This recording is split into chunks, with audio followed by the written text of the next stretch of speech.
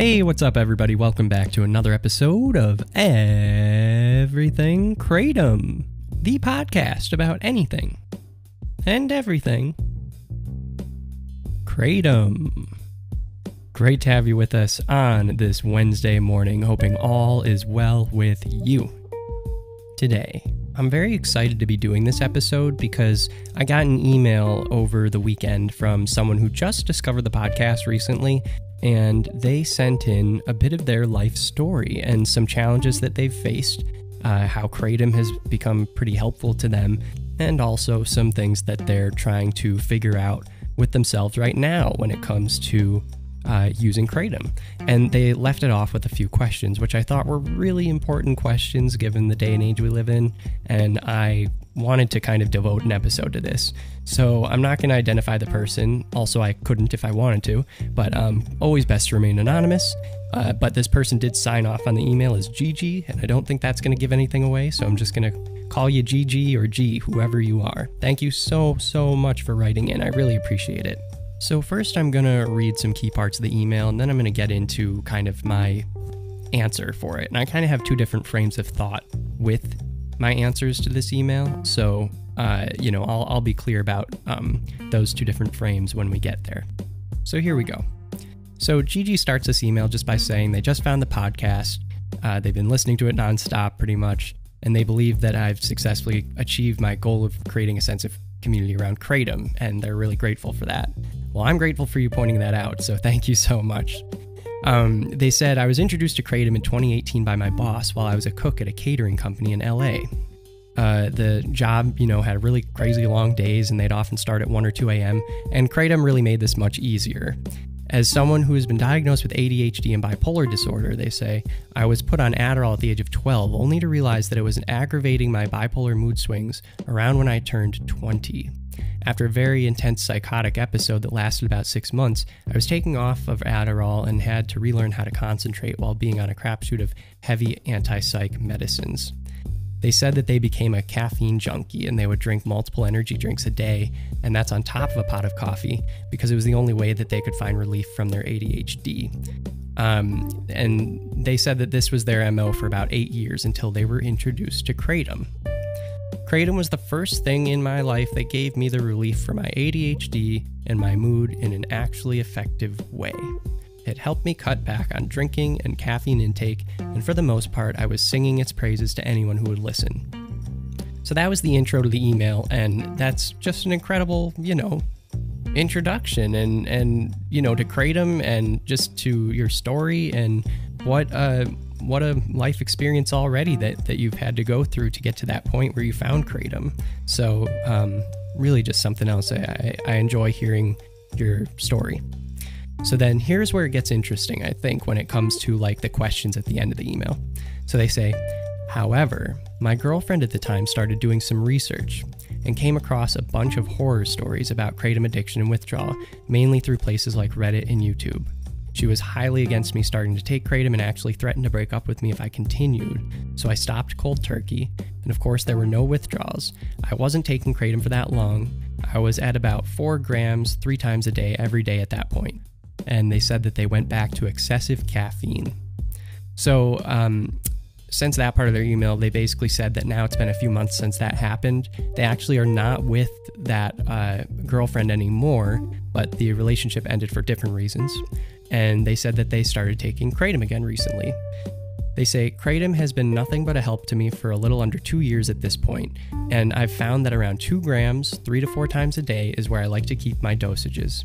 However, I still have the feeling that I'm doing something bad, enough to feel the need to keep my use of Kratom a secret to most people in my life, including my current girlfriend, because I'm afraid that it will be a deal breaker. And then they make a little note here in parentheses that says that they're actually kind of certain that it won't be a deal breaker, and honestly, listening to the podcast makes them feel like sharing this part of their life with their current girlfriend. So now here's getting to the questions. I guess this brings me to the reason I'm reaching out to you. Partly I want to thank you for helping create a space where Kratom doesn't feel like a dirty thing that I need to keep to myself. But mostly I would love to hear your opinion on the firsthand experiences that people post about on Reddit and YouTube, where they talk about how they, initially loved Kratom and then they got addicted, and now they wish they never even tried it.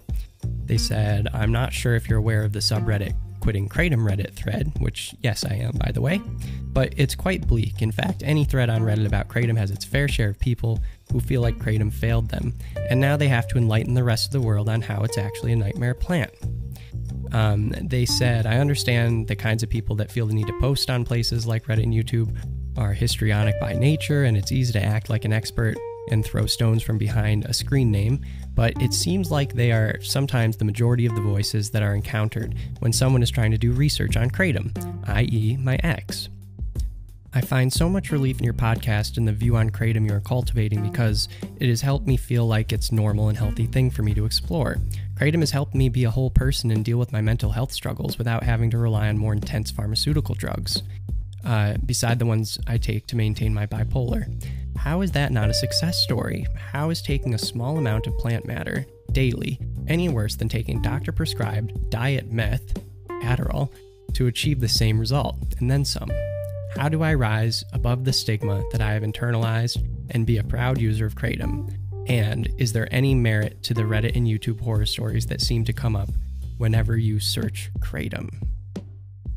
Amazing email. Thank you so much for sharing again, Gigi, and let's see what I can do here to answer those questions. So I have 2 lines of thought when it comes to, how I want to answer your questions, Gigi, and here are the 2 lines of thought. One line of thought has to do with the fact that, you're asking about the information that's available to people. When people look this stuff up, like your ex-girlfriend did, they find overwhelmingly negative things. And, that's what's out there when you Google Kratom. And specifically the subreddit page, Quitting Kratom, and YouTube stories. So I have watched YouTube stories about Kratom and how Kratom has been very bad for people.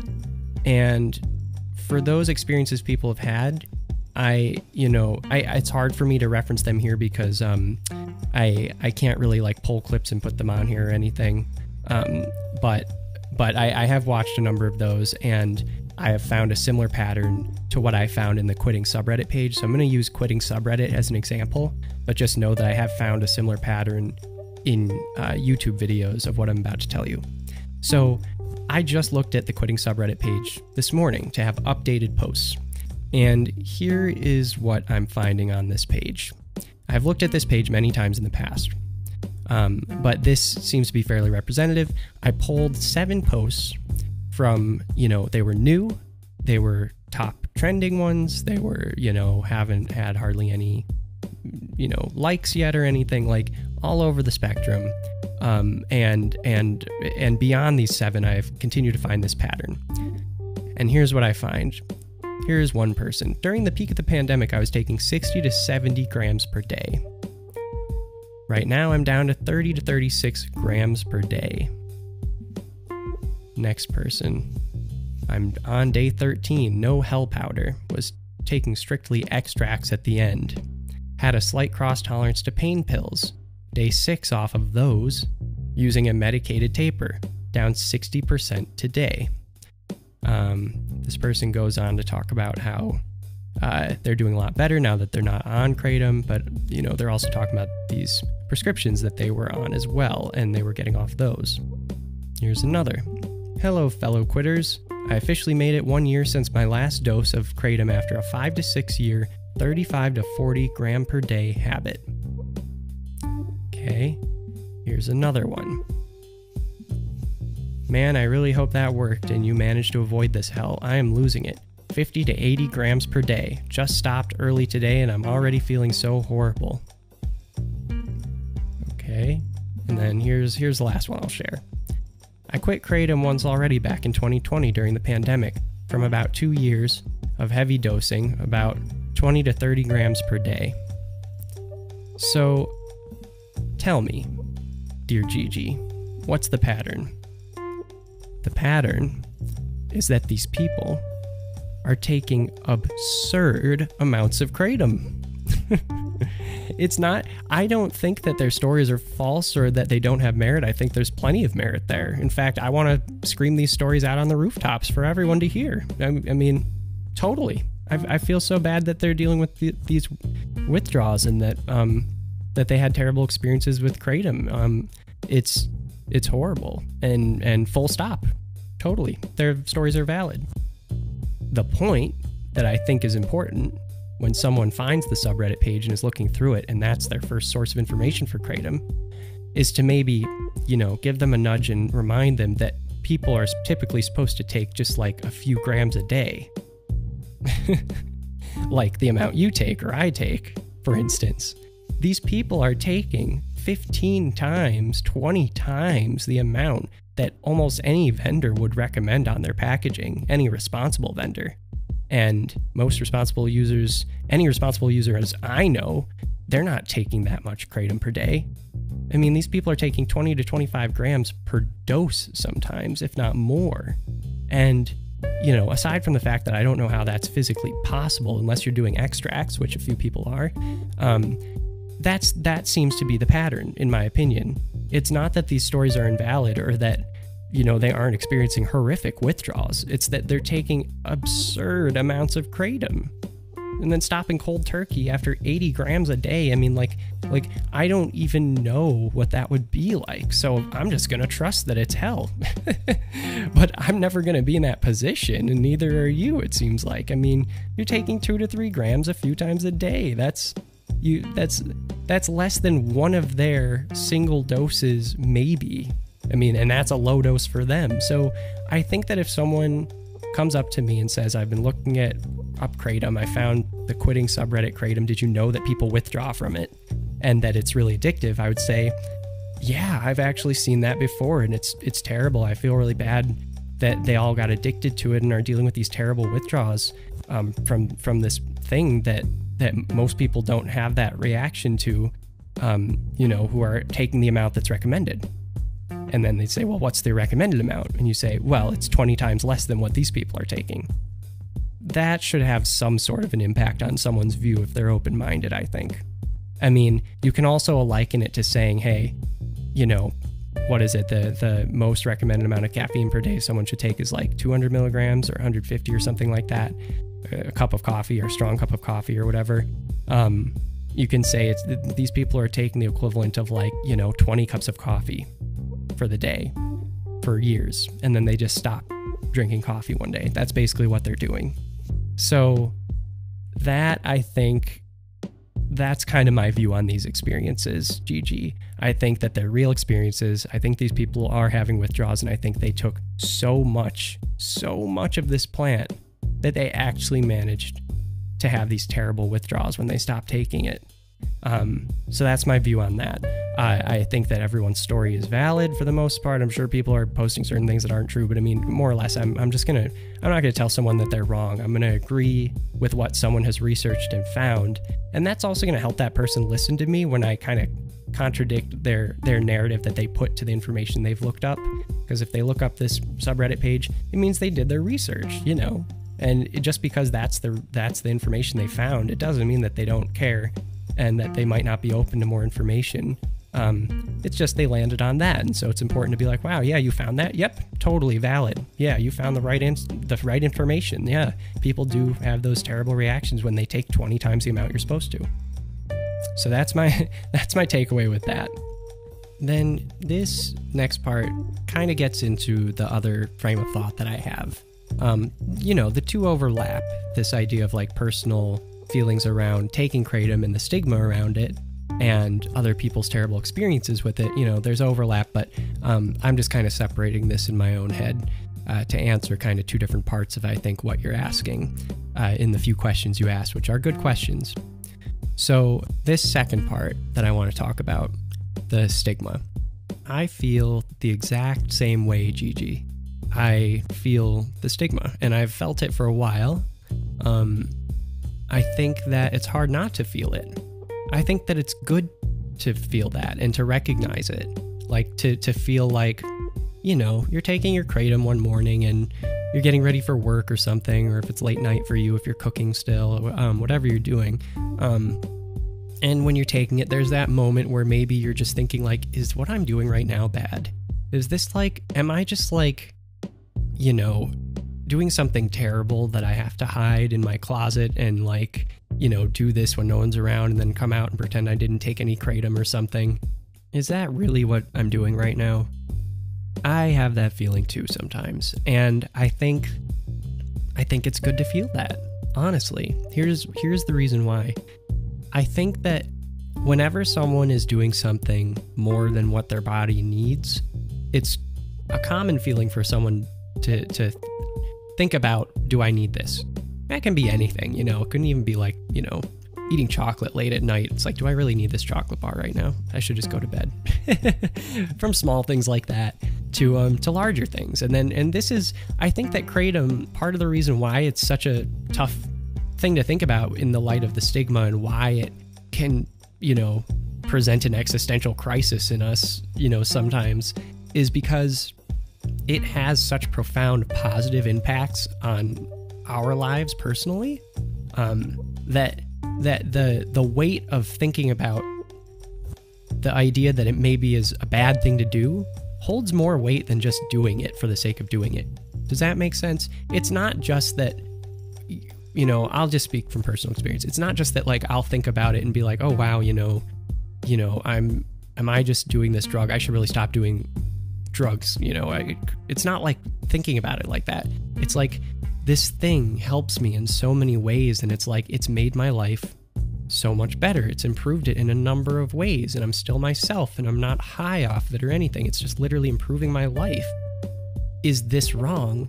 Thinking about it in the light of, is it wrong, is like, it's putting all that weight on it. Is it wrong that I would do this so that my life can feel like it should be? And that's a really tough question to ask oneself.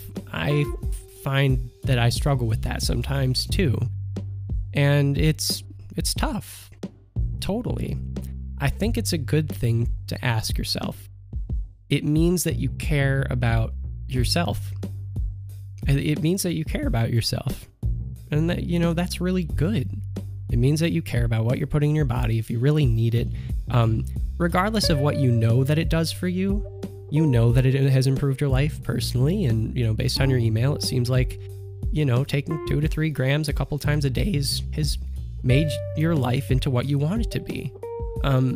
So you know what it does for you, and you know that it's a good thing in the way that it works. But thinking about, should this continue to be a thing, or am I doing something wrong to have this result? I mean, it just means that you care about your well-being in your life and how other people perceive you. This is getting into something that I went to college for: sociology, anthropology. So this is getting into one of the few things that I really picked up from college. There's a sociologist. His name is Charles Horton Cooley. And in the early 1900s, I think it was like really early 1900s, he came up with this idea of the looking glass self. The looking glass self. And what that was basically, we have different ways of having our own personalities. Like, you know, sociologists are always trying to figure out, you know, how we view ourselves and who we are and everything, or who inherently are us is a sociological question, I guess.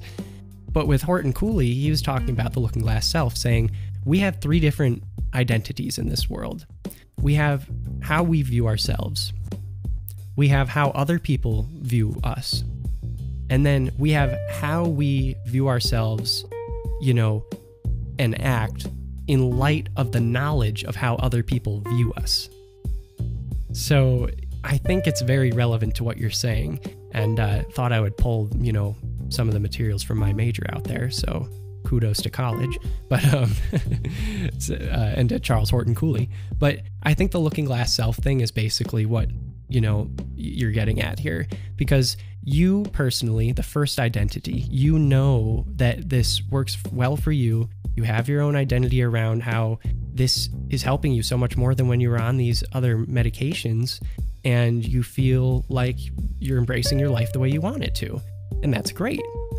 Then there's the knowledge that there's a stigma around Kratom, that most people don't necessarily know what it is. And so they find out, hey, this person is taking Kratom. We don't know what this is, but we've heard some bad things about it. And, you know, we're going to interpret that how we will. And then there's the third self. You know that some people might think that way about Kratom, and you experienced that in the past. And so with that knowledge, you are now trying to figure out who is you with the knowledge of how there's this Kratom stigma and how people might view someone who uses Kratom. And that's the third self. And I think that it's helpful for me to think about it in that way when I'm thinking about my own life, because it helps me both take into account what people think about me and what people think about Kratom, and take it to heart, because I know that people care about me and don't want me to get addicted to something that's bad. But then to also remember that just because someone feels a certain way about something, if I know that they're not well informed enough about it to understand why I'm taking it, I need to make sure that just because I know that they think about it this way and think about me taking it in a certain way, doesn't mean that I should change how I act or change who I am just because their thoughts of me exist or their thoughts of Kratom exist. Does that make sense? It's important to remain true to yourself. If you do your research and you know that Kratom's working for you and you stay at such a small amount, 2 to 3 grams a few times a day, that's like, you're not exceeding recommended dosages or anything. I think that it's important to stay yourself. That said, don't ignore science. I think it's important to keep taking into account other people's views of Kratom and, just keep on, stay in the loop. As long as you're staying in the loop and keeping yourself informed and you know that it's not a terrible thing, based on the facts, just do you, just do you. And this is how I'm going to end the episode here. I'm sorry this was a bit of a ranting episode for everyone and also for you, Gigi, but I wanted to kind of just spill out my guts here. So that's what I'm doing. Here's the sum up for me. I think it's important to have a centered view of Kratom, and that helps my self-confidence about it, because if I was like an avid proponent of Kratom and I wasn't looking for any negative information, I would, I think, feel a lot more pressure to not use it when I'm having these moments where I'm like, should I be using Kratom or not? But when I do have those moments, I'm like, I did my research. I continue to do my research. I'm going to go with the damn scientists. I'm going to go with the damn scientists on this one. I will continue to take in new information, but right now I know that there is very little to no risk to taking Kratom at the small amounts that I'm taking it at personally for me, and I'm going to just keep doing what I think is improving my quality of life. And it's not hurting anyone else, and it's not hurting me, and that's important too. If it starts hurting you, then you need to think about it differently. Then the other thing,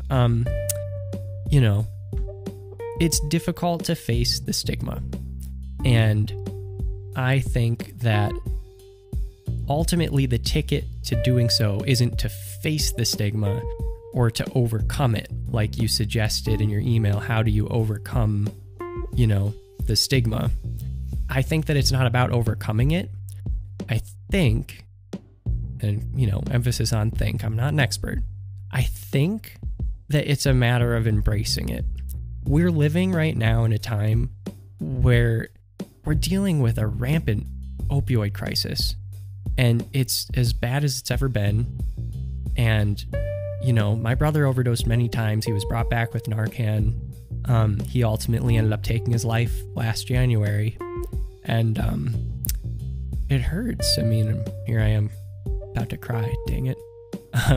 It hurts. It's really difficult to see so many people suffering with opioid addictions right now, and Kratom is likened to opioids so much and in the news and everything, and it helps people get off opioids so much that it's impossible to disentangle from opioids.